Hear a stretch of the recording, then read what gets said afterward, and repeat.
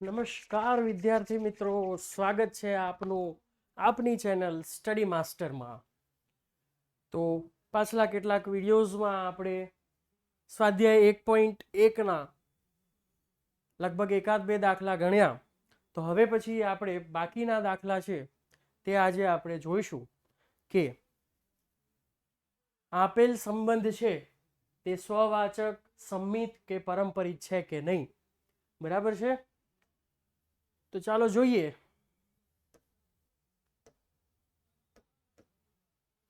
કે પ્રશ્ન નંબર 4 ની અંદર આપણને આપેલું છે કે પૂર્ણાંકોના ગણ z પર વ્યાખ્યાયિત સંબંધ એટલે કે r છે, સંબંધ r છે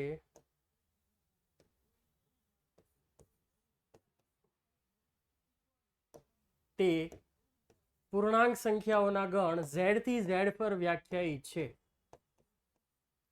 બરાબર છે? એટલે કે આ જે x અને y છે તે z માંથી આવશે. તો સંબંધ કેવી રીતે વ્યાખ્યાયિત થયો છે? તો કે x માઇનસ y એ પૂર્ણાંક છે. બરાબર છે? હવે પૂર્ણાંક સંખ્યાનો ગણ છે તે તો અનંત ગણ છે.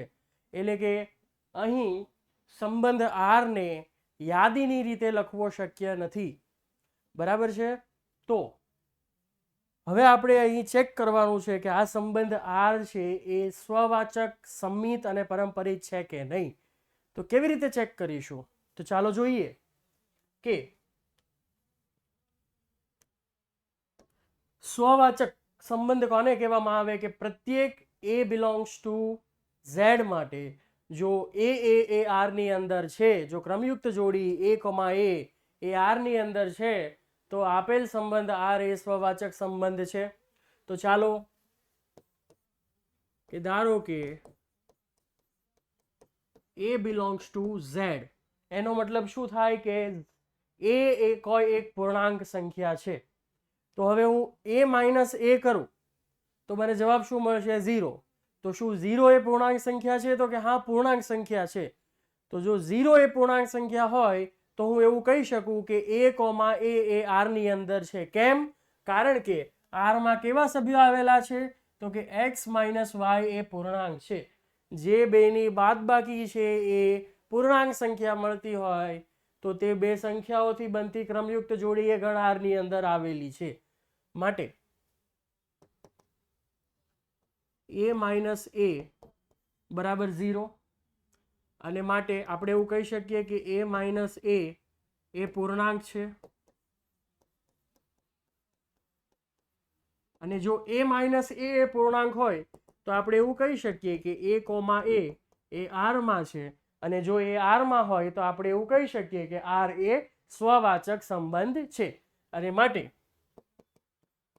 r એ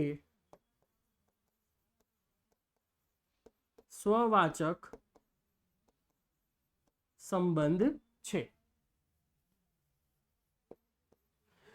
બીજી વસ્તુ હવે જે આપણે ચેક કરવાની છે એ છે કે એ સંમિત સંબંધ છે કે નહીં. તો સંમિત સંબંધ ચેક કરવા માટે આપણે શું કરીશું કે r માંથી કોઈ પણ એક સભ્ય લઈ લઈએ.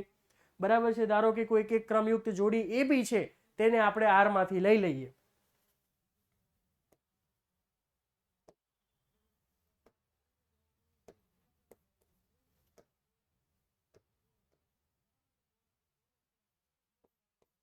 ધારો કે a, b belongs to r. હવે એ બી છે r માં છે તો એ બી r માં ક્યારે આવી હશે? કે જ્યારે a માઇનસ b એ પૂર્ણાંક હોય તો જ એ r ની અંદર હોય. એટલા માટે આપણે એવું કહી શકીએ કે a માઇનસ b એ પૂર્ણાંક છે, અથવા પૂર્ણાંક સંખ્યા છે, અથવા પૂર્ણાંક છે, જે કહો તે ચાલે. અને જો a માઇનસ b એ પૂર્ણાંક હોય તો એમાંથી આપણે માઇનસ નિશાની છે તે કોમન કાઢી લઈએ. એટલે કે minus of b minus a એ પૂર્ણાંક છે. અને જો પૂર્ણાંક સંખ્યાની વિરોધી સંખ્યા એ પણ પૂર્ણાંક સંખ્યા થાય ને, અને એટલા માટે b માઇનસ a એ પૂર્ણાંક છે. બરાબર છે? જેમ કે બે પૂર્ણાંક છે તો -2 પૂર્ણાંક છે અને 2 એટલે કે -2 પણ શું થશે તો કે પૂર્ણાંક સંખ્યા થશે. બરાબર છે. એટલા માટે આ કિસ્સામાં જો b - a પૂર્ણાંક છે તો આપણે એવું કહી શકીએ કે b, a એ પણ R માં છે. માટે b, a belongs to R, કે ab એ R માં હતું અને એની રિવર્સ ઓર્ડર પર રિવર્સ ક્રમયુક્ત જોડી એ પણ R ની અંદર છે અને એટલા માટે R એ સમમિત સંબંધ છે અને માટે R એ સમમિત સંબંધ છે. હવે ત્રીજી વસ્તુ જે આપણે ચેક કરવાની એ છે કે પરંપરિત સંબંધ છે કે નહીં. બરાબર છે. તો એના માટે આપણે શું કરીએ તો કે કોઈ બે ક્રમયુક્ત જોડી છે R માં લઈએ. કેવી ક્રમયુક્ત જોડી કે ધારો કે AB belongs to R અને BC belongs to R. બરાબર છે. એનો મતલબ શું થશે કે A - B અને B - C એ પૂર્ણાંક છે અને ધોરણ 5, 6, 7 ની અંદર આપણે કદાચ ભણીને આવ્યા છીએ કે બે પૂર્ણાંક સંખ્યાઓનો સરવાળો હંમેશા પૂર્ણાંક સંખ્યા જ થાય છે. જો A - B અને B - C પૂર્ણાંક હોય તો આપણે એવું કહી શકીએ કે A - B plus B - C એ પૂર્ણાંક છે.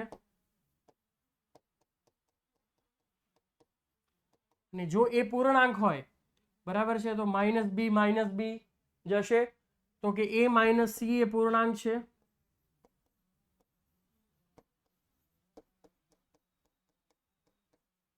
અને જો A - C એ પૂર્ણાંક હોય તો આપણે આવું કહી શકીએ કે AC belongs to R. માટે ક્રમયુક્ત જોડી AC એ ગણ R ની અંદર છે અને એટલા માટે R એ પરંપરિત સંબંધ છે.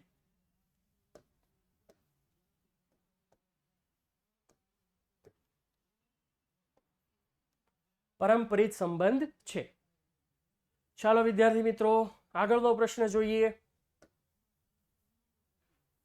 કે કોઈ ચોક્કસ સમયે કોઈ નગરમાં વસતા મનુષ્યોના ગણ એ પર વ્યાખ્યાયિત સંબંધ R. ઓકે, કેવી રીતે વ્યાખ્યાયિત થયેલો છે તો કે પહેલું કે R is equals to xy such that અથવા xy કે જ્યાં x અને y એક જ સ્થળે કામ કરે છે. બરાબર છે. તો આ બધા એવા પ્રશ્નો છે કે જેની મૌખિક ગણતરી આપણે કરી શકીએ છીએ. જેમ કે x અને y એક જ સ્થળે કામ કરે છે. બરાબર છે. કોઈ વ્યક્તિ ધારો કે સુરતમાં પર્ટિક્યુલર એક જગ્યાએ કામ કરે છે તો તેની તે વ્યક્તિ ત્યાં જ કામ કરતી હશે એટલે કે ઓબ્વિયસ છે કે તે સ્વવાચક સંબંધ થશે. ધારો કે x છે એ કોઈ વ્યક્તિ છે તો xx એ R ની અંદર આવશે કારણ કે વ્યક્તિ જ્યાં કામ કરે છે ત્યાં તે વ્યક્તિ તો કામ કરે જ છે. બરાબર છે. થોડું ગાંડા જેવું લાગશે બરાબર કે આ શું બોલે છે, વ્યક્તિ કામ કરે છે ત્યાં વ્યક્તિ કામ કરે છે બરાબર. પરંતુ આપણે આને સમજવાનું એ રીતે છે કે xx છે તો એ R માં આવશે. એનો મતલબ કે x અને x એક જ સ્થળે કામ કરે છે. એક વ્યક્તિ અને એક વ્યક્તિ એ સ્થળે કામ કરે છે. બરાબર છે. કોઈ બે વ્યક્તિ છે x અને y એ એક જ સ્થળે કામ કરતી હોય બરાબર છે. હું એવું કહું કે ચંગુ અને મંગુ એક જ સ્થળે કામ કરે છે તો મંગુ અને ચંગુ પણ એક જ સ્થળે કામ કરે છે. એટલા માટે જો xy એ R માં હશે તો એની રિવર્સ ક્રમયુક્ત જોડી એટલે કે yx છે એ પણ R માં જ હશે. બરાબર છે. તેવી જ રીતે ધારો કે છગન અને મગન એક જ સ્થળે કામ કરે છે અને મગન અને પરેશ એક જ સ્થળે કામ કરે છે તો છગન અને પરેશ પણ એક જ સ્થળે કામ કરતા હશે. બરાબર છે. કારણ કે ત્રણે ત્રણ એક જ સ્થળે કામ કરે છે. ઇન શોર્ટ એટલા માટે આ સંબંધ છે તે પરંપરિત સંબંધ પણ થશે. બરાબર છે. બીજું કે R is equals to xy such that x અને y એક જ વિસ્તારમાં રહે છે. બરાબર છે. એટલે કે આ પહેલા જેવું છે, એક જ સ્થળે કામ કરે છે એની જગ્યાએ એક જ વિસ્તારમાં રહે છે. બરાબર છે. કોઈ વ્યક્તિ એ સુરત શહેરના યોગી ચોક વિસ્તારમાં કોઈક એક ઘરમાં રહે છે તો તે વ્યક્તિ ત્યાં જ રહે છે. બરાબર છે, એટલે કે XX છે તે આરમાં આવશે કે વ્યક્તિ અને પોતે તેની તે વ્યક્તિ એક જ વિસ્તારમાં રહે છે. બરાબર છે. ધારો કે કોઈ બે મિત્રો છે એક જ વિસ્તારમાં રહેતા હોય, મિત્ર 1 અને મિત્ર 2 એક વિસ્તારમાં રહેતા હોય, તો મિત્ર 2 અને મિત્ર 1 પણ એક જ વિસ્તારમાં રહે છે. એટલા માટે XY અને YX એ પણ બંને R ની અંદર આવશે. તેવી રીતે કોઈ 3 મિત્રોની આપણે વાત કરીએ કે મિત્ર 1 મિત્ર 2 એક જ વિસ્તારમાં રહે છે, મિત્ર 2 અને મિત્ર 3 એક જ વિસ્તારમાં રહે છે. બરાબર છે. તો મિત્ર 1 અને મિત્ર 3 પણ એક જ વિસ્તારમાં રહે છે. બરાબર. એટલા માટે એ સંબંધ છે તે પરંપરિત પણ થશે. એટલા માટે 1 અને 2 છે તે બંને સામ્ય સંબંધ થશે, કારણ કે બંને સંબંધો સ્વવાચક, સંમિત અને પરંપરિત ત્રણેય પ્રકારના સંબંધ છે. હવે પ્રશ્ન નંબર સી કે R કે જ્યાં x ની ઊંચાઈ y ની ઊંચાઈ કરતા બરાબર 7 સેન્ટીમીટર વધારે છે. બરાબર છે. તો આપણે ટૂંકમાં જવાબ લખી નાખીએ.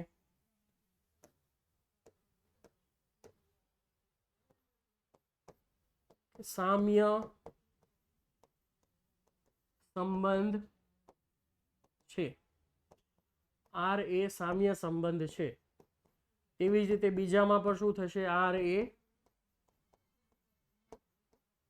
સામ્ય સંબંધ છે.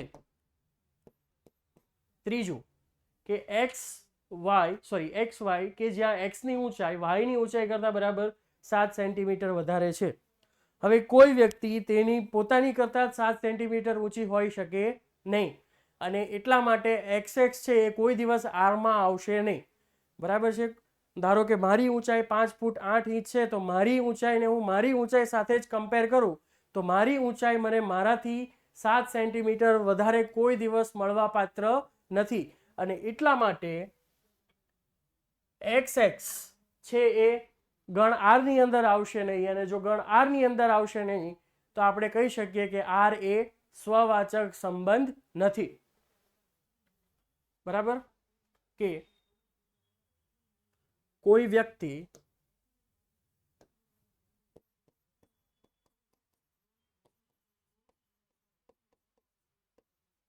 પોતાની ઊંચાઈ કરતા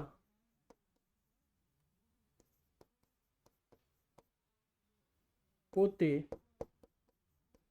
7 સેમી ઊંચો હોઈ શકે નહીં.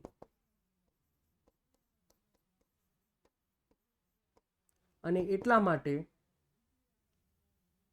R એ સ્વવાચક સંબંધ નથી. બરાબર. R છે એ સ્વવાચક સંબંધ નથી.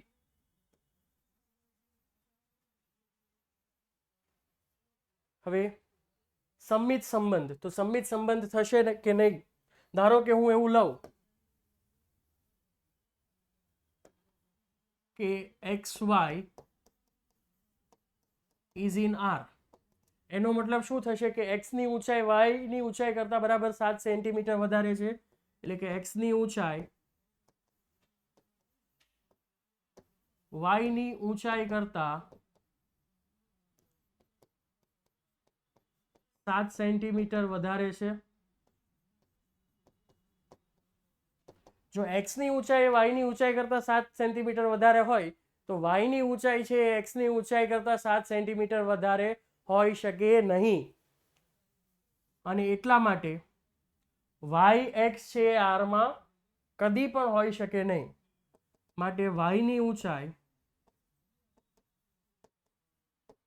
x ની ઊંચાઈ કરતા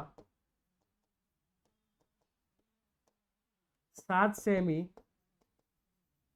વધારે ન હોઈ શકે. અને એટલા માટે yx does not belongs to R. અને એટલા માટે R એ સંમિત સંબંધ નથી. બરાબર છે. અને પરંપરિતતા માટે કે ધારો કે XY છે એ R માં છે, YZ એ R માં છે, એનો મતલબ શું થશે કે x ની ઊંચાઈ કરતાં y ની ઊંચાઈ 7 સેન્ટીમીટર વધારે છે, y ની ઊંચાઈ કરતાં z ની ઊંચાઈ છે તે 7 સેન્ટીમીટર વધારે છે, તો x કરતાં z ની ઊંચાઈ છે તે 14 સેન્ટીમીટર વધારે થશે ને, બરાબર છે? જો વિદ્યાર્થી મિત્રો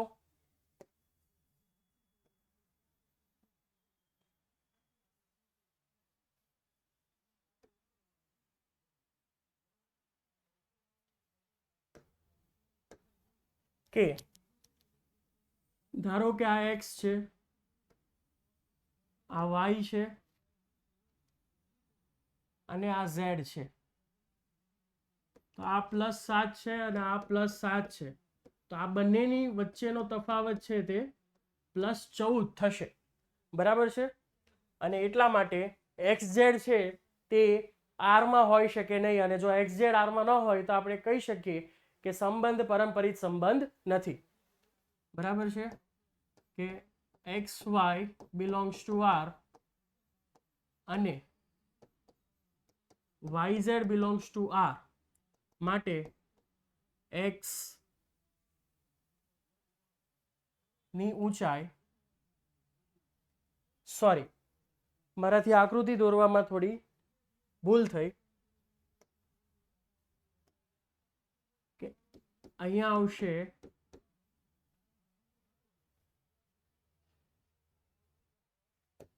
જો xy belongs to r એનો મતલબ શું થશે કે x ની ઊંચાઈ y ની ઊંચાઈ કરતાં બરાબર 7 સેન્ટીમીટર વધારે છે, બરાબર છે? એટલે કે ધારો કે અહીંયા x છે, અહીંયા y છે, બરાબર છે? તો આ x ની ઊંચાઈ y ની ઊંચાઈ કરતાં 7 સેન્ટીમીટર વધારે છે, y ની ઊંચાઈ z ની ઊંચાઈ કરતાં 7 સેન્ટીમીટર વધારે છે, તો z ની અને x ની ઊંચાઈ વચ્ચેનો તફાવત છે તે 14 સેન્ટીમીટર થશે, બરાબર? તે 7 સેન્ટીમીટર થશે નહીં, અને એટલા માટે સંબંધ છે તે પરંપરિત સંબંધ થશે નહીં, માટે x અને z ની ઊંચાઈઓ વચ્ચેનો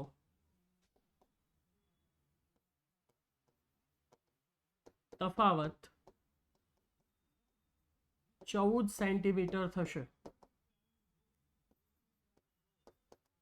અને માટે xz છે તે r માં હોઈ શકે નહીં, અને જો xz r માં ન હોય તો આપણે કહી શકીએ કે r એ પરંપરિત સંબંધ નથી, બરાબર છે વિદ્યાર્થી મિત્રો? છેલ્લા બે ડી અને ઈ,